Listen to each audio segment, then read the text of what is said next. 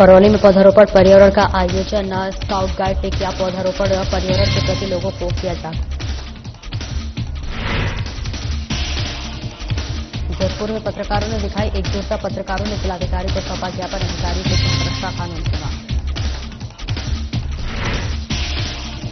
जोधपुर में कैसीनो का संचालन पर छापेमारी, तो वहीं 5.5 लाख से ज्यादा नकदी बरामद, पुलिस ने 52 लोगों के हिरासत में। नानगढ़ एसपी हरिशंकर के निर्देशन में चल रहा अभियान, अवैध शराब के खिलाफ अभियान जारी, पुलिस ने 2 शराब तस्कर को किया गिरफ्तार। फतेहगढ़ में पेट्रोल पंप पर लूट मामले में पुलिस को मिली सफलता, पुलिस ने 5 आरोपियों को किया गिरफ्तार।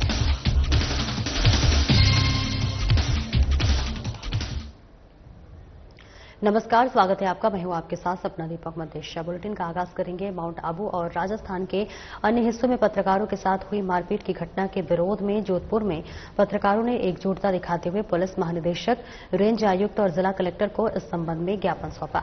आपको बता दें कि राजस्थान के माउंट आबू में पत्रकार के साथ हुई मारपीट की घटना के विरोध में जोधपुर IFWJ के नेतृत्व में Jodhpur press club, Marwar press club सहित जोधपुर के सभी पत्रकार एकजुट होकर संभागीय आयुक्त प्रतिभा सिंह, जिला कलेक्टर गौरव अग्रवाल और रेंज आईजी विकास कुमार को ज्ञापन सौंपा। फेडरेशन वर्किंग जर्नलिस्ट के पत्रकारों द्वारा आज जोधपुर शहर में ज्ञापन दिया गया है, जिस ज्ञापन में रेंज आईजी विकास कुमार जी, प्रतिभा मैडम जो संभागीय आयुक्त हैं, जिला कलेक्टर गौरव अग्रवाल है, इनको एक ज्ञापन सौंपकर पत्रकारों की जो पीड़ा थी, जो आए दिन पत्रकारों पर जो हमला हो रहा है, मुख्य रूप से अगर हम बात करें माउंट आबू में जो हरिपाल है उन पर जो हमला किया गया था, जो एपीओ करने के बाद में जो हमलावर थे उन्होंने हमला किया था और कई पत्रकारों के ऊपर पूर्व में भी हमले हो सके, उसी को लेकर पत्रकार सुरक्षा कानून और अन्य मांगों को लेकर आज ज्ञापन सौंपा गया। अपन बिल्कुल जायज है, जिस तरह से जो है पत्रकारों के ऊपर लगातार हमले हो रहे हैं, बदलते माहौल में जिस तरह से पत्रकार है वो सुरक्षित नहीं है और उसी को लेकर जिस तरह से लगातार हमले होते जा रहे हैं, उसको लेकर सुरक्षा के कानून की मांग की जा रही है।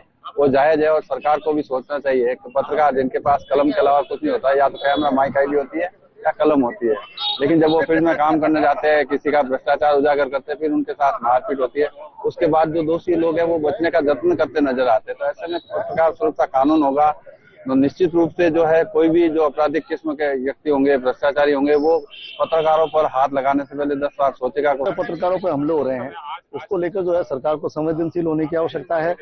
चाहे जोधपुर के ये जो अतिक्रमण हटाने की कार्रवाई के दौरान जो हमले हुए, इसके अलावा जो सिरोही माउंट आबू में हमले हुए, लगातार हमले हो रहे हैं। हालांकि जो है आरोपी पकड़े जा रहे हैं, लेकिन सबसे ज्यादा जरूरत है वो पत्रकार सुरक्षा कानून बनाने की है। जिस तरह से पत्रकारों के ऊपर अत्याचार हो रहा है, उनकी आवाज को दबाने का प्रयास किया जा रहा है, ये जो है चौथे स्तंभ पर हमला, ये केवल एक पत्रकार पर हमला नहीं है। ऐसे में जो है पत्रकार सुरक्षा कानून जो है सरकार को बनाना चाहिए, ये हमारे सभी संगठनों की मांग है। आज ब्लू सिटी सहित तमाम जो प्रेस क्लब के संगठन है, उन्होंने एक संयुक्त ज्ञापन यहाँ पर दिया है। महात्मा गांधी राजकीय विद्यालय भांकरी में पौधारोपण का कार्यक्रम आयोजित किया गया। Advance scout master Shashikant Kumbhaj के निर्देशन में हुए इस कार्यक्रम में विद्यालय के स्काउट गाइड, विद्यालय स्टाफ एवं अभिभावकों ने पौधारोपण कर विभिन्न प्रजातियों के पौधारोपण किया। तो वहीं विद्यालय के प्रधानाचार्य भागचंद्र शर्मा ने बताया कि हरित राजस्थान कार्यक्रम और स्काउट गाइड के राष्ट्रीय ग्रीन कोर योजना के तहत राज्य सरकार के निर्देशानुसार विद्यालय में पौधारोपण का कार्यक्रम आयोजित किया गया। सचिव स्थानीय संघ करौली मुकेश सारस्वत ने बताया कि राजस्थान राज्य भारत स्काउट व गाइड जिला मुख्यालय करौली के निर्देशानुसार समस्त जिले में स्काउट गाइड गतिविधियों के तहत सघन वृक्षारोपण का कार्यक्रम आयोजित किया जा रहा है, जिसमें सभी विद्यालयों के स्काउट व गाइड बढ़ चढ़कर भाग ले रहे हैं।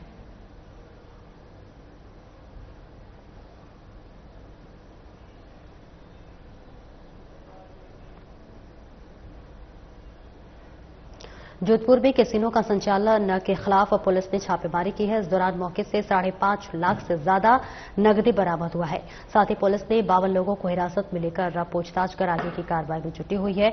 पुलिस ने मौके से 5.5 लाख से ज्यादा नकदी, 5 लाख के कॉइन, 91 ग्राम अफीम, 63 मोबाइल, हुक्का फ्लेवर सहित अवैध नशे की सामग्री जब्त की है।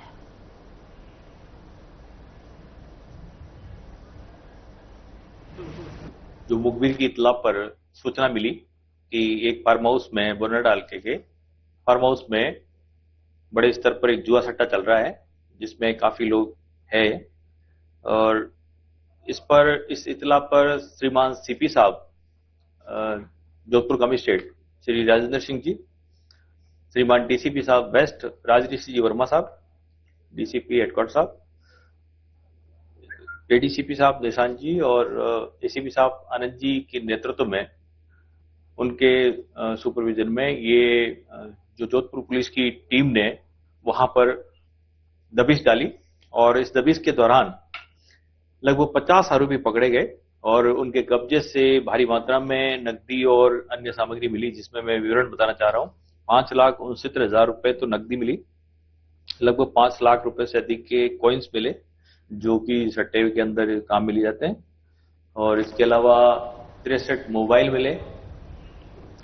और खबर हनुमानगढ़ से, जहां पर हनुमानगढ़ पुलिस द्वारा अंतर्राज्यीय शराब तस्करी के खिलाफ कार्रवाई करते हुए 3 दिनों में 3 मामले दर्ज कर 171 पेटी अंग्रेजी शराब और 4 लग्जरी वाहनों को जब्त किया गया है। इसके साथ ही पुलिस ने 8 आरोपियों को गिरफ्तार कर लिया है। पुलिस अधीक्षक ने बताया है कि जिला हनुमानगढ़ में नशा तस्करी, अवैध मादक पदार्थों, अवैध हथियारों, जुआ, सट्टा, अवैध धंधों और संपत्ति संबंधी अपराधों की रोकथाम और वांछित अपराधियों की धरपकड़ के लिए अभियान चलाया जा रहा था, जिसके तहत पुलिस टीम को बड़ी सफलता मिली है।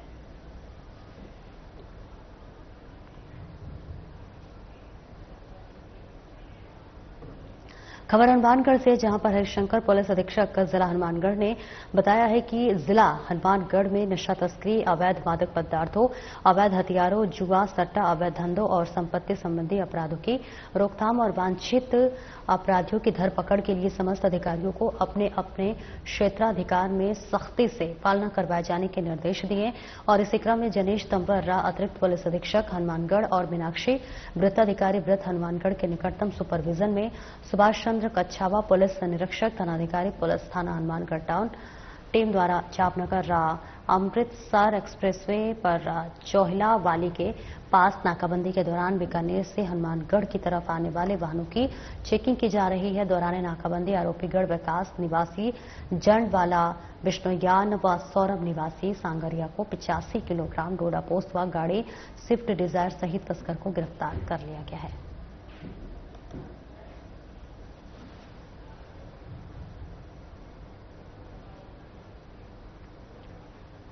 और खबर हनुमानगढ़ से है, जहां पर टीबी थाना क्षेत्र में एक नाबालिग के अपहरण का मामला सामने आया है।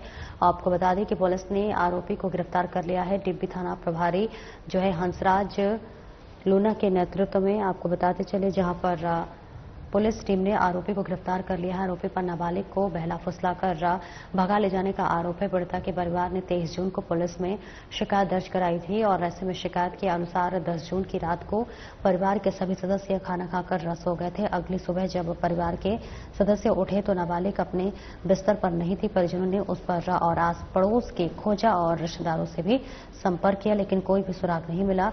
बाद में पता चला कि आरोपी जो है लड़की को बहला फुसलाकर अपने साथ ले गया है।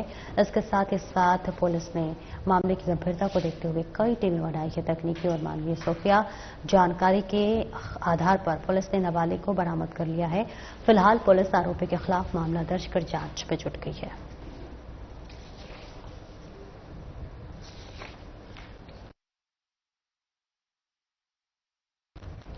खबर हनुमानगढ़ से है, जहां पर फतेहगढ़ राचक 22 HMH स्थित एक पेट्रोल पंप पर लूट की वारदात को अंजाम देने वाले आरोपियों को टाउन पुलिस ने गिरफ्तार कर लिया है। टाउन पुलिस के अनुसार इनमें से करण, महेंद्र, विजय उर्फ अजय, राहुल उर्फ सोनू के खिलाफ लूट, चोरी, मारपीट के प्रकरण दर्ज हैं। पूछताछ के दौरान इन आरोपियों ने जिला मुख्यालय पर विभिन्न स्थानों पर चोरी, लूट, चैन स्नैचिंग की वारदात स्वीकार की है। दिनांक 11 जुलाई 2025 को फतेहगढ़ खिलेरीवास के पास पेट्रोल पंप है, जहां पर शाम के समय 3 लड़के केबिन में जाकर के सेल्समैन से करीब 40-50 हजार रुपए चाकू दिखा करके ले गए थे, जिस पर थाना पर मुकदमा दर्ज हुआ। मुकदमा दर्ज होने के बाद थाना पर टीम गठित की गई, जिसमें उक्त मुलजिमान को चिन्हित कर मुख्य खास मामून कर चिन्हित किया गया और 5 लोगों को इसमें गिरफ्तार किया गया है, जिनसे बरामदगी के प्रयास जारी है। खबर हनुमानगढ़ से, जहां पर एक महिला से बालियां लूटने के मामले में सदर पुलिस ने 2 आरोपियों को गिरफ्तार कर लिया। आपको बता दें कि पुलिस ने प्रोडक्शन वारंट पर दोनों आरोपियों को गिरफ्तार कर उन्हें धोलीपाल गांव में पैदल परेड कराया, जहां पर दोनों आरोपी कान पकड़े हुए अपने अपराध को लेकर माफी मांगते हुए नजर आए। पुलिस ने इससे पहले इन दोनों आरोपियों को बापर्दा गिरफ्तार किया है। सदर थाना प्रभारी अजय कीर्तन ने बताया कि शांति देवी नाम की महिला ने 29 जून को थाने में शिकायत दर्ज कराई थी। उन्होंने बताया कि 28 जून को सुबह 10 बजे के करीब वो खेत से घर लौट रही थी। इसी दौरान मोटरसाइकिल पर सवार 3 युवकों ने उन्हें रोका और उनकी बालियां लूट ली। ऐसे में सदर पुलिस ने तकनीकी और मानवीय जानकारी के आधार पर 30 जून को 2 आरोपियों को गिरफ्तार किया है। बता दें कि आरोपियों की पहचान सफदर उर्फ सबर हुसैन और हरदीप सिंह के रूप में हुई है। पुलिस ने आरोपियों की निशानदेही पर एक बाली बरामद की है।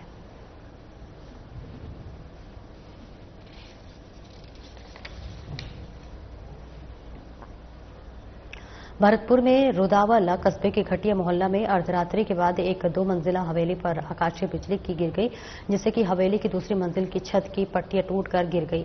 इस घटना में हनुमान मंदिर पर प्रसाद की रेहड़ी की दुकान लगाने वाले 50 वर्षीय महेश गोयल की मौत हो गई। हादसे के दौरान मृतक की 45 वर्षीय पत्नी मंजू और बच्चे हवेली के दूसरे कमरे में सो रहे थे, जो हादसे का शिकार होने से बच गए। घटना रात करीब 3 बजे की बताई जा रही है।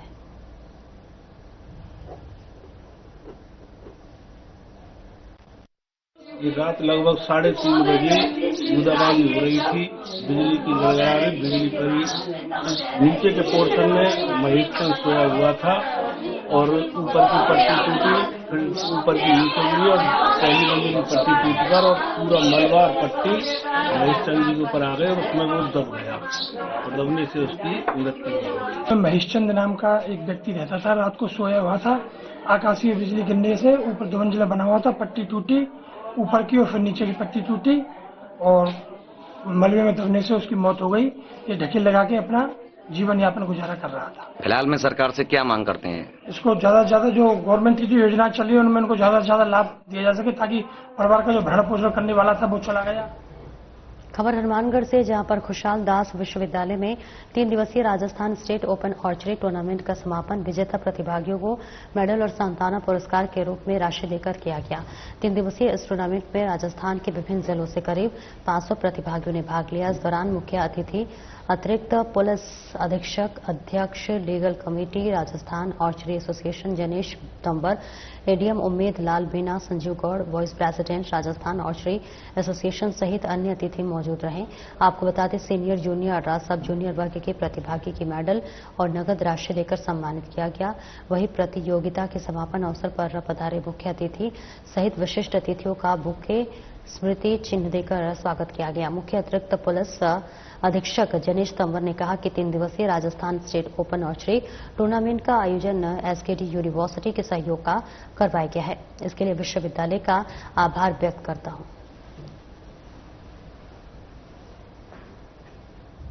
हनुमानगढ़ जिले में एसकेडी यूनिवर्सिटी के प्रांगण में राज्य स्तरीय प्रथम ओपन आर्चरी टूर्नामेंट आयोजित किया गया। आयोजन में हमारे साथी एडिशनल एसपी साहब श्री जनेश तंवर जी के द्वारा बहुत प्रयास किया। मैं देखता था कि पिछले 5-7 दिन से लगातार ये ऑफिस और ऑफिस के बाहर एक ही चीज दिमाग में थी। इसके साथ साथ बाबूलाल जी और इनकी यूनिवर्सिटी के बहुत सारी जो फैकल्टीज है उनके द्वारा इसमें काफी अपना योगदान देते हुए 3 दिवसीय प्रतियोगिता को सफलतापूर्वक आयोजित किया। एक तरीके का आवासीय टूर्नामेंट था। काफी व्यवस्था भी इनको करनी पड़ी, क्योंकि पहली ओपन एक्टिविटी थी या कंपटीशन था। हमारे जिले के लिए ये बहुत अच्छा एक स्टेप है और अभी जैसा बाबूलाल जी ने कहा कि आगे नेशनल स्तर का एक ओपन गेम यहाँ कराना चाहते हैं। हनुमानगढ़ जिले के लिए ये और भी अच्छा है। पिछले 3 दिनों से Rajasthan state open archery tournament का समापन हुआ है। इस गेम में पिछले 3 दिन से खिलाड़ी अपने कौशल और प्रतिभा का प्रदर्शन किया खिलाड़ियों ने, और इस खेल में मानसिक दृढ़ता और एकाग्रता की बहुत आवश्यकता होती है। सभी खिलाड़ियों ने जो कि काफी अच्छा खेल दिखाया। सभी तो जीतते नहीं, लेकिन इसमें कांस्य, रजत और स्वर्ण 3 पदक मिलते हैं, तो जिन्होंने पदक जीते हैं वो तो अच्छे थे ही, बाकी और सभी खिलाड़ी यहाँ राज्य स्तरीय और अपने नेशनल लेवल के खिलाड़ी थे। हमने इस गेम में लगभग 2.5 लाख रुपए के नगद इनाम दिए हैं और काफी ये शील्ड दिए हैं। लगभग 500 खिलाड़ियों ने इसमें भाग लिया है। निजी परिवहन चालकों और परिचालकों को सामाजिक सुरक्षा दिलवाने के उद्देश्य से भारतीय प्राइवेट ट्रांसपोर्ट मजदूर महासंघ का पहला प्रांतीय सम्मेलन जसूसर गेट स्थित पुष्पकर्णा भवन में आयोजित किया गया, जिसका उद्घाटन महासंघ के राष्ट्रीय अध्यक्ष योगेश शर्मा, प्रदेश महामंत्री हरिमोहन शर्मा और नवीन ने दीप प्रज्वलित कर किया। सम्मेलन की अध्यक्षता जिला संयोजक गोपी किशन गहलोत ने की। आपको बता दें कि अधिवेशन में राष्ट्रीय लोक अदालत में चालानों के निपटारे की योजना, रोड टैक्स से मुक्ति या फिर शिथिलता, पुलिस, सड़कों पर चालकों से भद्रता और चालकों को सामाजिक सुरक्षा प्रदान करने सहित अनेक मुद्दों पर मंथन किया गया। वहीं अपने संबोधन में वक्ताओं ने कहा कि भारत सरकार ने लाकड़ा कमेटी बनाई थी, इसकी सिफारिशें आज तक लागू नहीं हुई है, जिससे निजी परिवहन करने वाले चालकों परिचालकों को सामाजिक सुरक्षा के अभाव में किसी भी प्रकार का लाभ नहीं मिल पा रहा है। उनके लिए भारत सरकार ने एक लाकड़ा कमेटी बनाई थी। लाकड़ा कमेटी की रिपोर्ट के अनुसार चालक परिचालकों के लिए सामाजिक सुरक्षा योजना जो लागू होनी थी वो आज तक लागू नहीं हुई। इस उद्देश्य को लेकर के पूरे देश भर में भारतीय प्राइवेट ट्रांसपोर्ट मजदूर महासंघ अपना गठित कार्रवाई प्रारंभ कर रहा है और आंदोलन की राह पर है। क्योंकि हर विषय में हर मजदूर को सामाजिक सुरक्षा मिल सकती है, मगर चालक परिचालक को कोई सामाजिक सुरक्षा नहीं। जो 50 डिग्री तापमान में भी ट्रक चलाता है, बस चलाता है, ऑटो चलाता है, वो कार जीप चलाता है, ट्रैक्टर चलाता है, परिवहन के सारे साधन मुहैया कराने वाले व्यक्ति को कोई भी सामाजिक सुरक्षा नहीं है। उनके बच्चों की कोई सुरक्षा नहीं है, उनकी बीमारी का इलाज कहीं नहीं है। जबकि छोटे से छोटे भवन निर्माण के मजदूर तक को भी सुरक्षा दी गई है, अन्य सभी लोगों को सुरक्षा दी जा रही है, मगर ट्रांसपोर्ट व्यवसायियों के लिए कोई प्रकार की कोई सुविधा नहीं है। इसी उद्देश्य को लेकर आज ये प्रथम राजस्थान का अधिवेशन हो रहा है, जिसमें आज नई कार्यकारिणी भी बनेगी, नए प्रस्ताव भी पारित होंगे। कुछ डीजल और सेस पर जो शेष लग रहा है उस शेष के आधार पर सामाजिक सुरक्षा कल्याण बोर्ड बने, उसके आधार पर योजनाएं चले। गिग वर्कर बोर्ड जो चाइना की तर्ज पर बनाया गया है इस भारत में, जिसमें राजस्थान में 350 करोड़ रुपए डाले गए, उसमें सभी वाहन चालकों को इसकी सुविधा मिले। जबकि उन्होंने गिग वर्कर बोर्ड में स्विगी कंपनी और जोमेटो कंपनी को लगाया है। उनसे हम अनुरोध करते हैं कि इन कंपनियों को हटा करके मात्र चालक और परिचालकों के लिए लागू करें। बीकानेर में सावन में बारिश के मौसम में रंग बल्हार का कार्यक्रम आयोजन हुआ, जिसमें कलाकारों ने मिट्टी के तवे पर विभिन्न कलाकारी का प्रदर्शन किया। और वहीं गौशाला प्रन्यास के मनोज सोलंकी ने बताया कि अच्छी बरसात की मनोकामना को लेकर ये दिवस एक दिन पूरे विश्व में मनाया जाता है, जिसमें विभिन्न प्रकार के हस्तशिल्पी अपनी कला का प्रदर्शन करते हैं।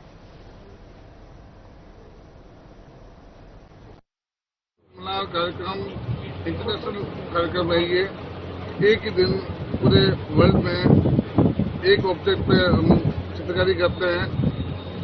इस बार हमने मिट्टी का तवा हमारा सब्जेक्ट है, जिसमें बीकानेर के आर्टिस्ट और पे अपनी चित्रकला खेल रहे हैं और बरसात की कामना को लेकर हम ये रंगमला करते हैं, जिससे कि पूरे देश में बरसात हो। कार्यक्रम एक बहुत ही अच्छा प्रोग्राम जो हर साल होता है और ये शो है, और मेरा एक चीज़ के बार है तो वही पार्टिसिपेट करें। इसमें हम पार्टिसिपेट करने से एक तो दूसरों से मिलने को पता चलता है और एक सबको साथ में करते मिलकर करते तो हमें बहुत अच्छा लगता है। और ये हमारे सावन के महीने में होता है, तो हम बारिश की मनोकामना के लिए करते हैं, अच्छी बारिश के लिए। और ये इंटरनेशनल प्रोग्राम है जिसमें हमें और लोगों से मिलने का पता चलता है, हमें और चीज़ों के बारे में पता चलता है। और यहाँ पे एक ये चीज़ खास है कि हम हर साल अलग ऑब्जेक्ट पे करते हैं। कभी मिट्टी के तवे पे, इससे पहले अप्रैल पे किया था, तो ये हमारे लिए भी एक अच्छी चीज़ है जिसका ऑब्जेक्ट ड्राइंग पेंटिंग होता है। अखिल भारतीय जनवादी महिला समिति का 12वां जिला सम्मेलन संपन्न हुआ। वही समिति के प्रदेश अध्यक्ष कमला मेघवाल ने बताया कि हमारे संगठन का सम्मेलन 21 लेवल राज्य तक का हर 3 साल में एक बार होता है। इस सम्मेलन में नई कमेटी का चुनाव होगा और पिछड़ी कमेटी के कार्य की समीक्षा की जाएगी।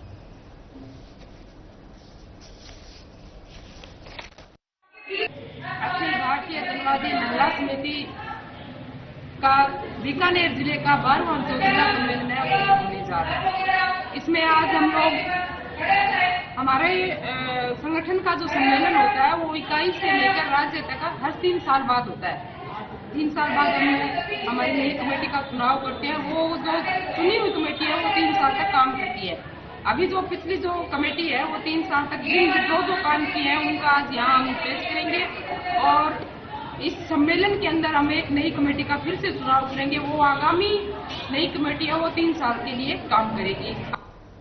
करौली में जिला स्तरीय विशिष्ट कार्य योजना के क्रियान्वयन और जोखिमग्रस्त बच्चों की जो है आपको बताते चले कि पहचान करने और उसकी सूचना देने के संबंध में मीडिया कर्मियों की कार्यशाला सूचना केंद्र के टाउन हॉल में आयोजित की गई।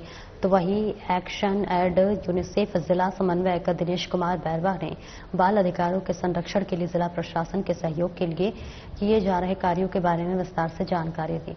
उन्होंने बाल श्रम, बाल तस्करी, बाल शोषण, भिक्षावृत्ति, नशा मुक्ति, ड्रॉप आउट और अनामांकित बच्चों को शिक्षा से जोड़ने के लिए चलाए जा रहे अभियानों के संबंध में विस्तृत जानकारी दी और बाल श्रम मुक्त करौली, बाल विवाह मुक्त, बाल मैत्रीपूर्ण, बैक टू स्कूल अभियानों में मीडिया की भूमिका से अवगत कराते हुए मीडिया कर्मियों का सहयोग आवश्यक बताया। जिला बाल कल्याण समिति सदस्य फजले अहमद ने बालकों की परवरिश और उन्हें उचित दिशा निर्देश देते हुए बताते मोबाइल से दूरी बनाने का बादशाह में लिप्त बच्चों को चिन्हित कर उनका स्कूल में प्रवेश दिलाने की बात कही। साथ ही कहा कि इसके लिए अभियान चलाया जाना चाहिए।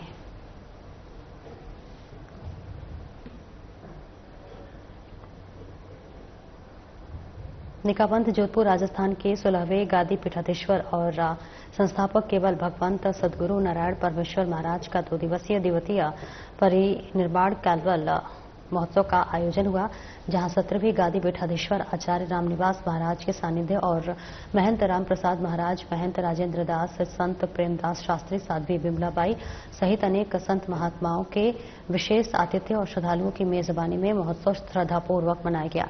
आपको बताते चले कि आयोजन समिति के अमरा राम सांखला और नरेश डाक ने बताया है कि महोत्सव के 2 दिवसीय कार्यक्रम में प्रथम दिन मारवाड़ की संस्कृति की झलक के साथ भव्य कलश शोभा यात्रा निकाली गई। कार्यक्रम का संचालन करते हुए राष्ट्रीय युवा क्रांति मोर्चा के राष्ट्रीय अध्यक्ष नलिन सिंह ने बताया कि दूसरे दिन के कार्यक्रम में निकापंथ के पीठाधीश्वर आचार्य रामनिवास महाजन ने कहा कि राम नाम से ही जीवन के समस्त कष्ट दूर हो जाते हैं।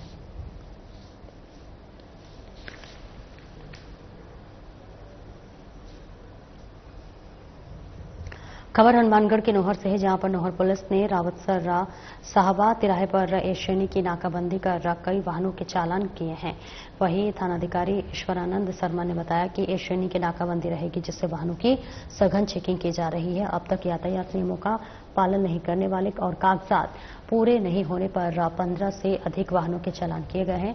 गाड़ियों के शीशे पर काली फिल्में लगी हुई हैं, उनको भी नाकाबंदी के दौरान उतरवाया जा रहा है। इसके साथ ही यातायात नियमों का पालन नहीं करने वाले कुछ एक वाहनों को समझाइश कर यातायात नियमों का कड़ाई से पालन करने की हिदायत दी जा रही है। थानाधिकारी ईश्वरानंद शर्मा ने बताया कि सघन चेकिंग अभियान लगातार जारी रहेगा।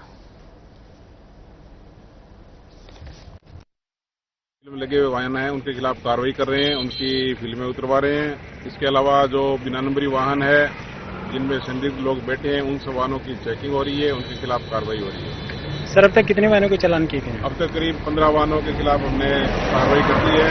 इसके अलावा काफी संख्या में वाहनों को चेक किया है, उनको वेरीफाई कर रहे हैं कौन लोग बैठे हैं, कहाँ से आ रहे हैं, कहाँ से जा रहे हैं, कोई बाहर से आ रहे हैं, नहीं आ रहे, उनके संदिग्ध जो लग रहे हैं उनका वेरिफिकेशन भी कर रहे हैं साथ साथ। सर, ट्रैफिक पुलिस भी जगह चालान करने में लगी हुई है, तो मोटरसाइकिल वाहनों को चालान किए जा रहे हैं। हाँ, कुछ शहर के अंदर यातायात व्यवस्था सुचारू रखने के लिए अब ट्रैफिक पुलिस के पास ऑनलाइन चालान करने वाली मशीन भी आ गई है। तो हम जो सड़क पर नो पार्किंग के अंदर व्हीकल खड़े रहते हैं उनको उस मशीन के द्वारा उनका चालान कर रहे हैं, ताकि सड़क पर कोई नो पार्किंग या सड़क के बीच में खड़ा नहीं करे, यातायात व्यवस्था सुचारू रहे। स्थापना दिवस के उपलक्ष्य पर सेठ राधाकिशन बिहारी राजकीय उच्च माध्यमिक बालिका विद्यालय की 135 छात्राओं को यातायात शाखा हनुमानगढ़ टाउन का भ्रमण कराया गया है। इस दौरान यातायात प्रभारी अनिल चिंदा, पुलिस निरीक्षण द्वारा यातायात शाखा की कार्यप्रणाली, यातायात नियम और आधुनिक इंस्ट्रूमेंट जैसे इंटरसेप्टर मशीन, ब्रेथ एनालाइजर, चालाक मशीन आदि के बारे में जानकारी दी गई है और साथ ही नशे के दुष्प्रभाव के बारे में बताया गया। वहीं नशा तस्करी करने वालों की सूचना तुरंत पुलिस विभाग को देने के लिए प्रेरित किया गया। इस दौरान यातायात प्रभारी ने यातायात नियमों की पालना करने और कार्रवाई की शपथ ग्रहण करवाई।